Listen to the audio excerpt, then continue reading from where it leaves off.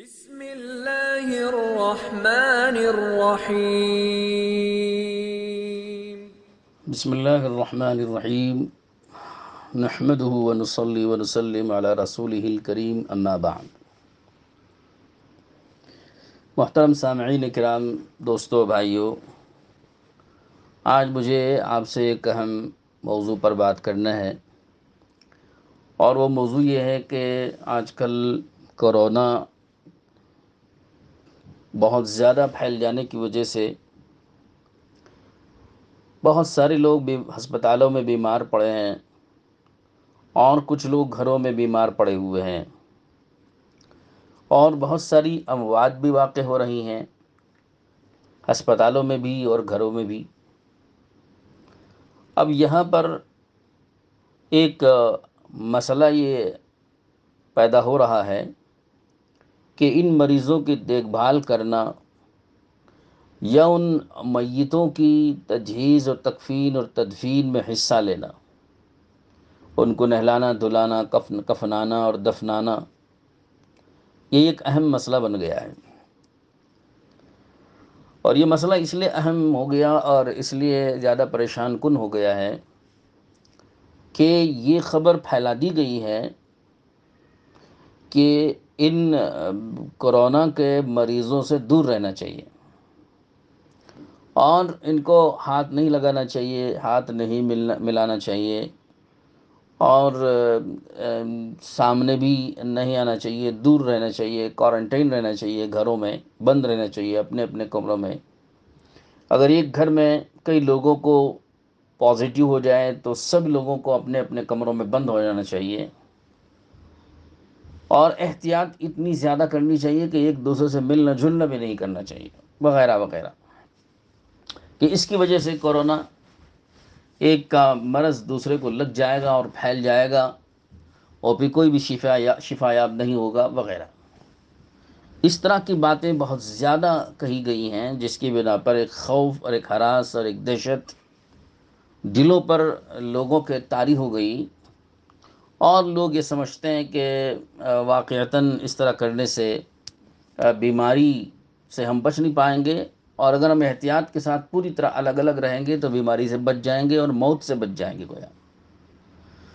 تو اس وجہ سے اب ایک دشواری اس میں پیش آ رہی ہے کہ جو لوگ بیمار ہو جائیں اور بہت زیادہ ان کی کنڈیشن جو ہے خراب ہو جائے اور کرٹیکل کنڈیشن میں پہنچ جائیں اور حالت نازک ہو جائے، تو اب ان کی دیکھ ریکھ کا مسئلہ ہے کہ ان کی دیکھ ریکھ کرنا اور ان کو دوائیاں دینا اور ان کا علاج کرنا اور ان کو اٹھانا بٹھانا، ان کے ساتھ ہمدردی کرنا اور ان کو تسلی دینا اور دلاسا دینا اور ان کو ہمت دلانا اور ان سے باتیں کرنا، ان سے گفتگو کرنا، اور ان کو جو مسنون طریقہ ہے تعزیت کا، وہ تعزیت کا مسنون طریقے سے ان کے ساتھ پیش آنا وغیرہ، یہ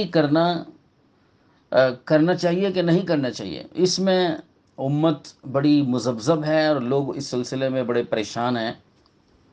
ایک طرف تو بچنے کو کہا جا رہا ہے، اور دوسری طرف طبیعت خود تقاضا کرتی ہے کہ ہم ان کو دیکھ ریکھ کریں اور ان کی دیکھ بھال کریں اور ان کی جو ضروریات ہے اس کو پورا کریں، ان سے بات چیت کریں، ان کو اٹھائیں بٹھائیں، کھلائیں پلائیں وغیرہ۔ تو ایک طبیعت کا فطری تقاضا یہ ہے، اور دوسری طرف احکامات اور ہدایات اور جو گائیڈ لائنس دی جا رہی ہیں وہ یہ ہیں، دونوں میں تضاد ہے اور دونوں ایک دوسرے سے بالکل الگ الگ ہیں۔ ایسی حالت میں کیا ہو رہا ہے اور کیا ہونا چاہیے؟ ہو یہ رہا ہے کہ ایسا کرنے کی وجہ سے کہ جب بالکل علیحدہ علیحدہ ہو رہے ہیں اور دوریاں اختیار کر رہے ہیں، سب اپنے اپنے کمروں میں بند اور کوارنٹائن ہو گئے ہیں، تو اس کی وجہ سے یاد رکھیے کہ خوف اور بڑھ رہا ہے، دہشت اور بڑھ رہی ہے، اور اس دہشت اور خوف کی وجہ سے ہارٹ اٹیک بھی ہو رہا ہے، ان کی ہارٹ بیٹ بڑھ رہی ہے، اور پھر اس خوف اور دہشت کی وجہ سے ان کی امیونٹی جو پاور ہوتی ہے، وہ امیونٹی پاور بھی ان کی کمزور پڑ رہی ہے۔ اور ایسی حالت میں جو شخص کے بہت زیادہ کرٹیکل کنڈیشن میں ہو، بہت زیادہ نازک حالت میں ہو، وہ بجائے بچنے کے اور موت کے منہ میں چلا جائے گا، اور جو لوگ جس کی حالت کرٹیکل نہیں ہے اور جو نازک حالت میں نہیں ہے، اچھی پوزیشن میں ہے، وہ بھی نازک حالت میں آ جائے گا، مرنے کی پوزیشن میں آ جائے گا، تو بیماری بجائے گھٹنے کے، کم ہونے کے، بڑھ رہی ہے اس سے۔ تو اب بتائیے کہ اس طرح علیحدہ ہونا اور اس طرح دور ہو جانا کہ جس کی وجہ سے بیماری میں اضافہ ہو اور اموات کی تعداد میں اضافہ ہو، تو ایسا دور رہنا کوئی عقلی طور پہ عقل اس کو تسلیم کرتی ہے کہ اس طرح دور ہونا کہ جس سے موت اور آدمی کی قریب ہو جائے اور بیماری اس کی بڑھ جائے۔ اور پھر دوسری بات یہ ہے کہ اس طرح سے ایک انسان کو بیماری کی حالت میں تڑپتا چھوڑ دینا اور اس کے ساتھ کوئی ہمدردی اور غمخواری نہ کرنا، اور پھر اس کے دوا دارو اور اس کے علاج اور اس کے معالجے کے سلسلے میں دوڑ دھوپ اور کوشش نہ کرنا، اور پھر اس کو کھلانے پلانے اور اس کے زندہ رکھنے کی کوئی جائز تدبیریں اختیار کرنا وغیرہ، یہ ساری چھوڑ دیں، جبکہ وہ ماں باپ میں سے ہوں گے، نانا نانی میں سے ہوں گے، دادا دادی میں سے ہوں گے، یا بھائی میں سے ہوں گے، بہنوں میں سے ہوں گے، یا اپنی سگی اولاد میں سے ہوں گے، جنہوں نے زندگی بھر ہمارے لیے اپنے ہر دکھ درد کو، ہر دکھ، اپنی تمام آسائشوں کو پیچھے چھوڑ کر کے، سارا دکھ درد برداشت کر کے ہمیں جنہوں نے پالا پوسا اور ہمیں بڑا کیا، اس حالت میں پہنچنے کے بعد ہم ان کو چھوڑ دیں اور احتیاطی تدبیر اس قدر مبالغے کے ساتھ اختیار کریں کہ ان کے ساتھ ہم کوئی ہمدردی نہ کریں، یہ انسانیت کا تقاضا نہیں ہے، یہ انسانیت کے خلاف ہے۔ شریعت ہرگز اس کی اجازت نہیں دیتی ہے، اور شریعت میں یہ چیز بالکل منع ہے۔ شریعت کیا کہتی ہے؟ میں ابھی آپ کو تھوڑی سی حدیثیں بھی سنا دوں تاکہ اس سلسلے میں آپ کو رہبری مل جائے حدیثوں کی روشنی میں۔ دیکھیے، اللہ کے رسول صلی اللہ تعالیٰ علیہ وسلم نے ایک حدیث میں ارشاد فرمایا ہے کہ یہ طاعون کے بارے میں آپ نے فرمایا، لیکن طاعون بھی ایک وبائی بیماری ہے، اسی طرح کی یہ کرونا بھی ایک وبائی بیماری ہے۔ کس کی طرف سے آئی ہے مجھے اس سے بحث اس وقت میں نہیں کرنا ہے، کہاں سے آئی ہے، اللہ کی طرف سے ہے، لوگوں کی طرف سے ہے، کوئی سازش ہے، دجال کا فتنہ ہے، کسی لیب میں بنا کر اس کو چھوڑا جا رہا ہے، مختلف علاقوں کو اور لوگوں کو ٹارگٹ کر کے چھوڑا جا رہا ہے باقاعدہ طور پہ، یہ ساری ایک الگ بحث ہے، مجھے اس سلسلے میں اس وقت میں کوئی بحث نہیں کرنا ہے۔ تو جو وبائی بیماری ہے، چاہے وہ طاعون ہو یا کسی بھی قسم کی کوئی وبا پھیل جائے، ایسے موقعوں پر کیا کرنا چاہیے؟ نبوی رہنمائی اور نبوی ارشادات میں اس کی جو رہبری ملتی ہے وہ یہ ہے کہ حضور صلی اللہ علیہ وسلم نے حضرت عائشہ صدیقہ رضی اللہ عنہا نے جب ان سے پوچھا طاعون کے بارے میں کہ یہ طاعون کیا چیز ہے، تو آپ علیہ السلام نے فرمایا کہ دیکھو، یہ تو ایک عذاب تھا تم سے پہلی امتوں پر، جیسے بنی اسرائیل گزری ہیں، اس کی ایک قوم پر، ایک طبقے پر اس کے ذریعے سے اس کو عذاب دیا گیا تھا، تو یہ عذاب تھا تم سے پہلی امتوں کے لیے، لیکن اس امت کے لیے اور میری امت کے لیے اور مومنوں کے لیے تو یہ رحمت ہے، عذاب نہیں ہے۔ آپ علیہ السلام کے یہ الفاظ ہیں کہ یہ رحمت ہے، انہو وان اللہ جعلہ رحمتا للمؤمنین، کہ اللہ رب العزت نے اس کو مومنوں کے لیے رحمت بنا دیا ہے۔ اب پہلی بات تو یہ ہے کہ اللہ کے رسول صلی اللہ علیہ وسلم جس وبا کو رحمت قرار دے رہے ہوں، ہم اس کو مصیبت سمجھیں، تو کیا یہ شریعت کے خلاف نہیں ہے؟ مزاج شریعت کے یہ خلاف بات ہے کہ جس چیز کو اللہ کے نبی نے رحمت قرار دیا۔ یہ تو میں نے ایک حدیث آپ کے سامنے سنائی ہے وقت کی نزاکت کا خیال کرتے ہوئے، تاکہ وقت لمبا نہ ہو۔ یہ بخاری شریف کی 3215 نمبر کی یہ روایت ہے حضرت عائشہ صدیقہ رضی اللہ عنہ کی۔ یہ ایک روایت میں سامنے رکھ کر آپ کو یہ بات عرض کر رہا ہوں، ورنہ اس طرح کی روایات اور بہت ساری میرے سامنے موجود ہیں، میں سب کو نہیں پیش کر رہا ہوں، سب کو پیش کروں تو بات لمبی ہو جائے۔ تو اللہ کے نبی نے جس چیز کو رحمت قرار دیا ہے، تو رحمت کیسے زحمت ہو سکتی ہے؟ ہم اس کو زحمت سمجھ رہے ہیں، ہم اس کو مصیبت سمجھ رہے ہیں، ہم اس کو عذاب سمجھ رہے ہیں، ہم اس کو ایک پریشانی کا سبب سمجھ رہے ہیں، جبکہ اللہ کے نبی نے اس کو رحمت کہا۔ اب یہ رحمت کیسے ہے، کیوں ہے، میں اس کو دوسرے موقع پر بیان کروں گا۔ تو رحمت ہے، پہلی بات تو یہ سمجھ لینا چاہیے، جب اللہ کے نبی نے کہہ دیا کہ یہ رحمت ہے تو رحمت، ہم اس کو زحمت نہیں سمجھیں گے اور ہم اس کو مصیبت نہیں سمجھیں گے، ہم اس کو ہم اس کو ایک پریشانی اور ہم اس کو ایک بہت بڑی ہمارے لیے مصیبت قرار نہیں دیں گے، ہم اس کو یقیناً رحمت سمجھیں گے کہ یہ رحمت ہے، کیونکہ آپ علیہ الصلوۃ والسلام کا فرمان ہے۔ دوسری بات آپ نے فرمائی ہدایت کے طور پہ کہ لیس من احد یقع الطاعون فیمکث فی بلد صابرا محتسبا یعلم انه لا یصیبه الا ما كتب اللہ له الا كان له مثل اجر شہید۔ یہ ہے وہ بات جو میں آپ کو سنانا چاہتا ہوں۔ اللہ کے نبی فرماتے ہیں کہ جہاں پر طاعون واقع ہو گیا، جس بستی میں، جس شہر میں، جس گاؤں میں، جس آبادی میں، جس خاندان میں، جس گھرانے میں، جس کنبے اور جس قبیلے میں طاعون واقع ہو گیا، یعنی وبائی مرض آ گیا، پازیٹیو آ گئے، گھر میں ہو، خاندان میں ہو، فیملی میں ہو، گاؤں میں ہو، مسجد میں ہو، بستی میں ہو، کہیں بھی کوئی پازیٹیو کیس ہو گیا تو کیا کرنا چاہیے؟ آپ نے فرمایا کہ جب کسی جگہ طاعون واقع ہو جائے تو وہاں پر اگر کوئی شخص ٹھہرا رہے، اسی جگہ ٹھہرا رہے، وہاں سے نہ بھاگے، وہاں سے نہ نکلے، وہاں سے دور نہ ہو، وہاں سے علیحدہ نہ ہو، بلکہ اسی جگہ رہے جس جگہ پر یہ واقع ہے، جس فیملی میں ہوا وہیں پر رہے، اور جس خاندان میں ہوا انہی کے ساتھ رہے، جس گاؤں میں ہوا ہے اسی گاؤں میں رہے، جس شہر میں آیا ہے اسی شہر میں رہے، چاہے کتنے ہی لوگوں کو پازیٹیو ہو گیا ہو، آپ وہیں رہیے، وہاں سے نکلیے مت۔ صابرن کا لفظ حضور نے فرمایا کہ صبر کے ساتھ رہے، تحمل کے ساتھ رہے، برداشت کرے، اس کو گوارا کرے، جو تکلیف کسی پر آئی ہے آپ اس کو گوارا کیجیے اور اس پر صبر اور تحمل کے ساتھ وہیں پر ٹھہرا رہے۔ دوسرا لفظ حضور نے فرمایا محتسباً، ہاں ایک مسلمان ہونے کی حیثیت سے، مومن ہونے کی حیثیت سے اس کو اس ٹھہرنے پر اللہ کی طرف سے اجر کے ملنے کا یقین بھی ہونا چاہیے کہ میں یہاں ٹھہرا رہوں گا اس بیمار کی خاطر، اس مریض کی خاطر، اس تیمارداری کی خاطر، اس کے دیکھ ریکھ کی خاطر، اس کے علاج معالجے کی خاطر، اور اس کے ساتھ ہمدردی کرنے کی خاطر، اس کو دلاسا دینے کی خاطر، اور اس کے ساتھ میں رہوں گا تو اس رہنے کی وجہ سے اللہ مجھے اجر دے گا اور مجھے اللہ کی طرف سے اس پر بدلہ ملے گا، ثواب ملے گا، اور بہت بڑا ثواب لکھا ہے، آگے میں بتا رہا ہوں آپ کو کہ بہت بڑا ثواب ہے اس کا۔ ہم بسا اوقات احادیث پر نظر نہیں رکھتے جس کی بنا پر ہمارے دلوں کا یقین کمزور ہو جاتا ہے۔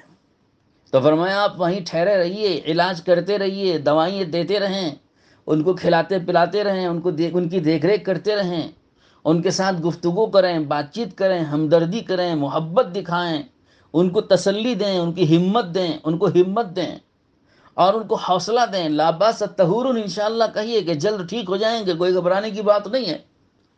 ہاں وہ گھبرائیں تو ان کو تسلی دیجیے اور ان کے سامنے ٹھہرے رہنا چاہیے۔ تو صبر کے ساتھ اور احتساب کے ساتھ، صبر اور احتساب۔ صبر کا معنی وہیں پر ٹھہرے رہنا، برداشت کرنا، ہاں جھیل لینا اس کو، ان کی تیمارداری میں آپ کو تکلیف آ رہی برداشت کیجیے، تیمارداری میں پریشانی ہو رہی برداشت کیجیے، بیماری لگ جانے کا خوف ہے برداشت کیجیے، ہمت کے ساتھ، سینہ تان کے۔ میں اس بارے میں بھی کہوں گا کہ بیماری لگتی کہ نہیں لگتی، یہ ایک الگ مسئلہ ہے، میں سمجھاؤں گا اس کو کہ یہ عقیدہ ہی اسلامی عقیدے کے خلاف ہے کہ کسی کی بیماری کسی کو لگ جائے گی، یہ عقیدہ ذہن سے نکال دیجیے اور یہ عقیدہ بالکل مت بنائیے، یہ وہم ہے، وہم ہے، وہم ہے، یہ اسلامی تصورات کے بالکل خلاف ہے۔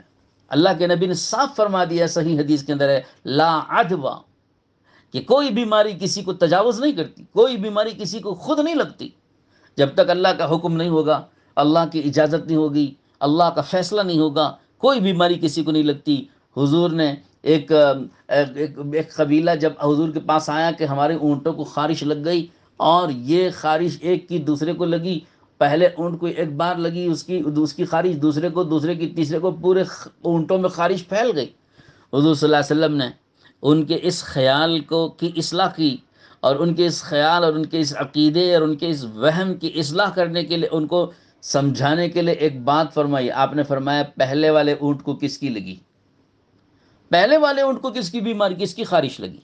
تو وہ ساکت ہو گئے، خاموش ہو گئے. اب ان کو سمجھ میں بات آ گئی کہ ایک کی بیماری دوسرے کو لگنے کا یہ عقیدہ، یہ خیال ایک وہم ہے، غلط خیال ہے، اسلامی عقیدے کے بالکل خلاف ہے.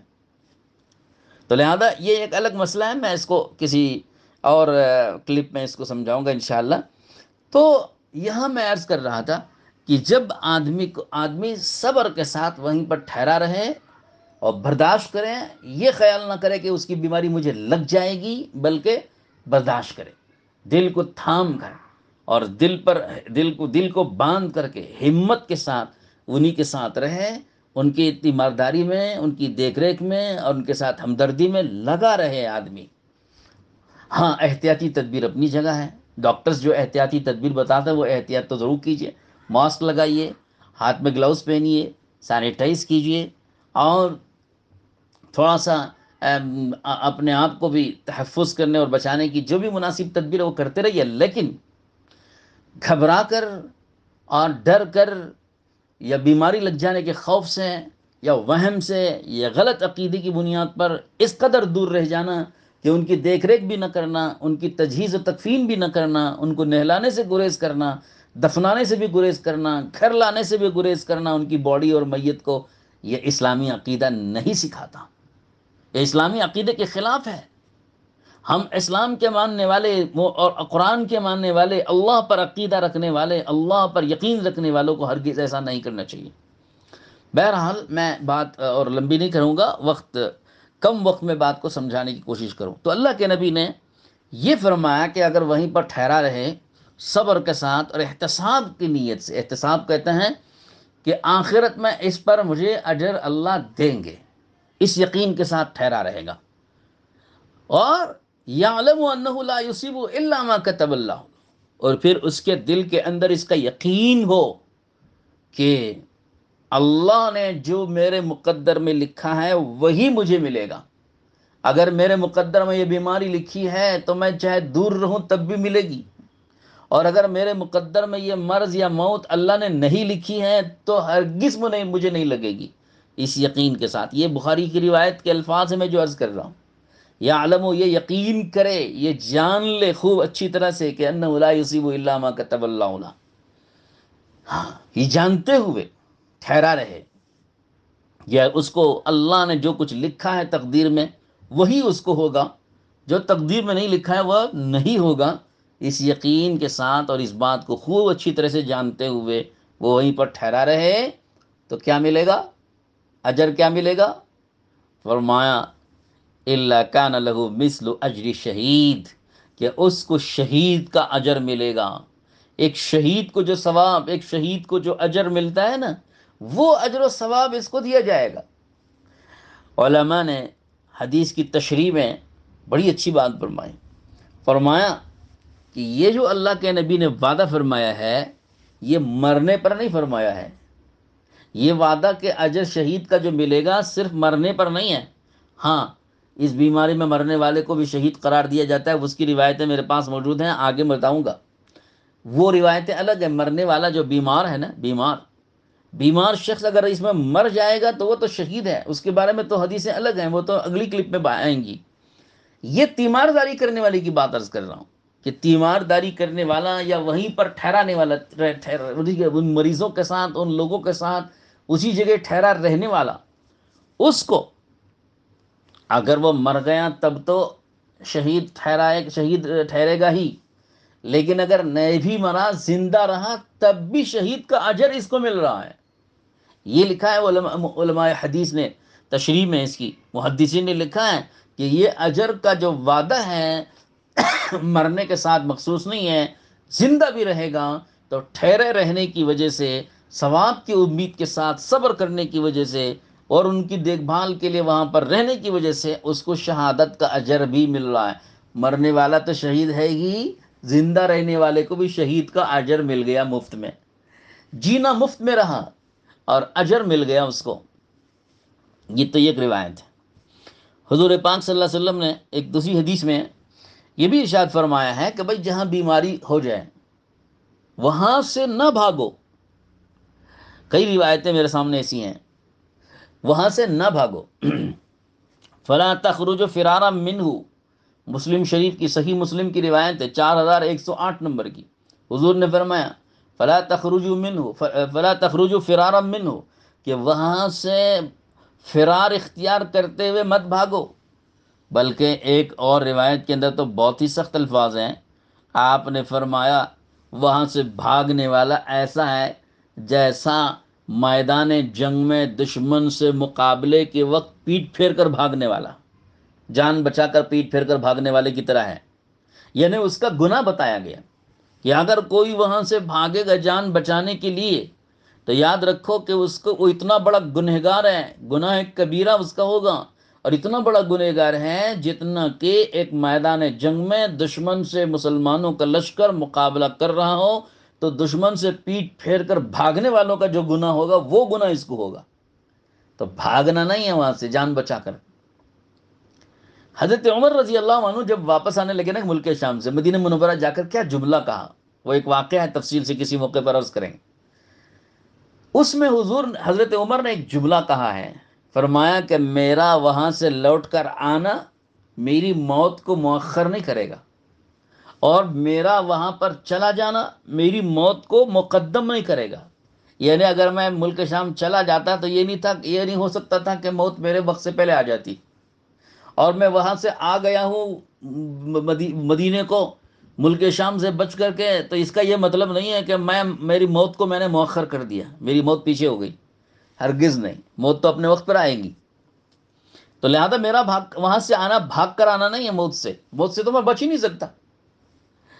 ایک واقعہ میرے سامنے ہے، بات لمبی ہو رہی ہے، مختصر کرتا ہوں. ایک واقعہ میرے سامنے ہے. پچھلی قوم میں قرآن مجید میں یہ واقعہ ذکر کیا گیا، اللہ پاک نے قرآن پاک میں ایک قوم کا واقعہ ذکر کیا ہے کہ ایک قوم ساری کی ساری، ایک علاقے میں طاعون واقع ہو گیا تو وہ اس علاقے کو چھوڑ کر بھاگے. ساری قوم، پورا علاقہ، جب علاقے میں طاعون واقع ہو گیا تو وہ ڈر کر طاعون میں مبتلا ہو جانے کے خوف سے وہاں سے سارے کے سارے نکل کر چلے گئے. ساری قوم نکل گئی. کتنے تھے؟ کانو 4000. مستدرک حاکم کی روایت ہے، حضرت عبداللہ بن عباس نے روایت بیان کیا ہے، کانو 4000، 4000 لوگ تھے. سب کے سب نے طاعون کی اس جگہ سے اپنی جان بچانے کے لیے فرار اختیار کرتے ہوئے فوراً وہاں سے نکل گئے. تو جہاں پر وہ چلے گئے نا وہیں پر موت آ گئی ان کو. 4000 کے 4000 سو گئے موت کی نیند، موت کے منہ میں چلے گئے. اللہ نے بتایا ان کو کہ جس موت سے تم بھاگ کر آئے ہو وہ موت تو تم جہاں پہنچے ہو وہیں آ جائے گی. تمہارا یہاں سے چلا جانا موت کے ڈر سے کہ کہیں ہم موت نہ آ جائے، یہاں ہم رہیں گے تو موت آ جائے گی، یہاں سے نکل جائیں گے تو بچ جائیں گے، یہ تمہارا خیال غلط ہے. موت اگر آنی ہوگی تو وہاں بھی آ جائے گی جہاں تم جا رہے ہو، اور نہیں آنی ہوگی تو یہاں رہتے ہوئے بھی نہیں آئے گی. لیکن تمہارا یہ خیال کرنا کہ یہاں سے ہم نکل گئے تو موت سے بچ جائیں گے، یہ خیال غلط ہے.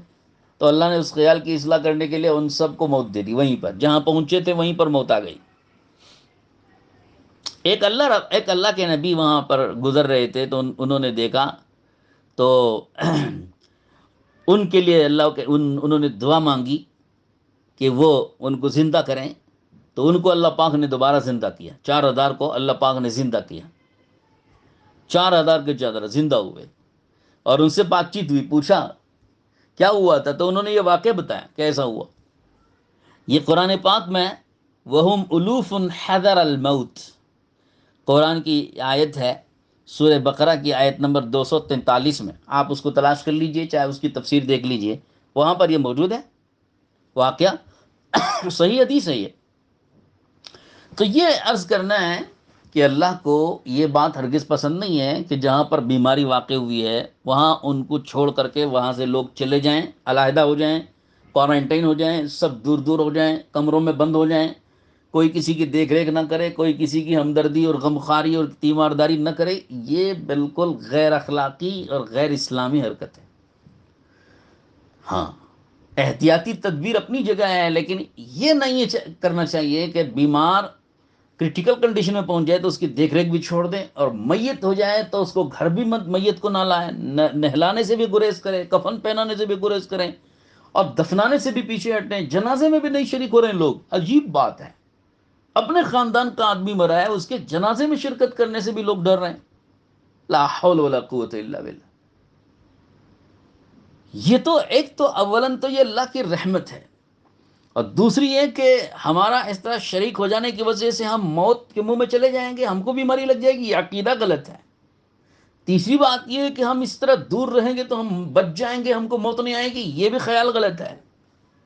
چوتھی بات یہ کہ حضور نے یہ کیوں فرمایا مختلف حدیثوں میں کہ وہاں سے نہ نکلو، وہاں سے نہ نکلو، کیوں فرمایا؟ ایک صاحب سے جب میں نے بات عرض کی تو وہ کہنے لگے کہ اس لیے فرمایا تاکہ یہ بیماری دوسری جگہ نہ چلی جائے، دوسروں کو نہ لگ جائے. میں نے کہا بالکل غلط، حضور نے اس لیے نہیں فرمایا. محدثین نے وجہ لکھی ہے اس کی کہ حضور نے ایسا کیوں فرمایا. اس لیے فرمایا کہ اگر یہاں سے لوگ چلے جائیں گے، دور ہو جائیں گے، اچھے بچھے لوگ سب چلے گئے، سارے یہاں بیمار رہ جائیں گے، ساری یہاں پر میتیں پڑی رہیں گی. ان میتوں کو کفنانا، نہلانا، دھولانا، دفنانا کون کرے گا؟ اور یہ سب کے سب بیمار رہ جائیں گے یہاں پر، بیماروں کی تیمارداری کون کرے گا؟ اور ان کی دیکھ ریکھ کون کرے گا؟ ان کو کون کھلائے گا پلائے گا؟ یہ انسانیت ہے یا غیر انسانی حرکت ہے؟ اللہ کے رسول صلی اللہ علیہ وسلم کے اس ارشاد میں اور اس ہدایت میں زبردست حکمت چھپی ہوئی ہے. وہ حکمت یہی ہے کہ وہاں پر ٹھہرے رہو تاکہ جو بیمار ہو جائے اس کی تم دیکھ بھال کر سکو، جو کوئی مر جائے اس کی تجہیز و تکفین کر سکو. یہ نہیں کہ سب چھوڑ چھوڑ کے صحت مند لوگ بھاگ گئے، چلے گئے، بچ گئے اپنی جان بچا کر کے، اور سارے بیماروں کو اور میتوں کو یہاں چھوڑ دیا لاوارث. یہ غلط بات ہے. بس یہی بات میں عرض کرنا چاہتا ہوں. اللہ تعالیٰ سے دعا ہے کہ اللہ پاک ہم سب کو سمجھنے کی توفیق نصیب فرمائے، اور ایسے موقع پر ہمت سے کام لینے کی، اور اسلامی شریعت اور اسلامی آداب کا خیال کرتے ہوئے تیمارداری کی بھی پوری تیمارداری کرنے کی، اور اس پر جو اجر ملے گا اس اجر کا یقین رکھتے ہوئے وہاں پر ٹھہرے رہنے کی، اور سارے فرائض اور ذمہ داریاں ادا کرنے کی اللہ توفیق نصیب فرمائے. ذمہ داری ہے کوئی مر جائے اس کی تجہیز تکفین کیجئے، اور اس میں بالکل پیچھے مت ہٹیے، ڈریے مت، پورے یقین کے ساتھ اور ہمت کے ساتھ حوصلے کے ساتھ رہیے، سینہ تان کر کے کہ یہ ہم اگر خدا نخواستہ یہ بیماری لگ بھی گئی تو آدمی اس سے گھبرائے نہیں. مومن و مسلمان موت سے گھبرانے لگے تو یہی تو قیامت کی نشانی ہے. موت سے نفرت کرنے لگے، موت سے گھبرانے لگے تو یہ تو موت کی نشانی، یہ قیامت کی نشانی ہے. موت سے گھبرانا نہیں ہے، کیونکہ یہ موت عام موت نہیں ہے، یہ تو خصوصی موت ہے، شہادت والی موت ہے. ہم اس کو انشاءاللہ بیان کریں گے آگے. اللہ تعالیٰ توفیق نصیب فرمائے. اس لیے گزارش کرتا ہوں ہمت کے ساتھ لگے رہیں، جڑے رہیں، اور تیمارداری اور سارے جو ذمہ داریاں ہیں ان ذمہ داریوں کو پورا کرنے میں اللہ پر یقین کرتے ہوئے اجر کا یقین رکھیں اور اجر کی امید رکھیں. اللہ تعالیٰ سب کو توفیق نصیب فرمائے. وآخر دعوانا لا إله إلا الله لا إله إلا الله لا إله إلا الله.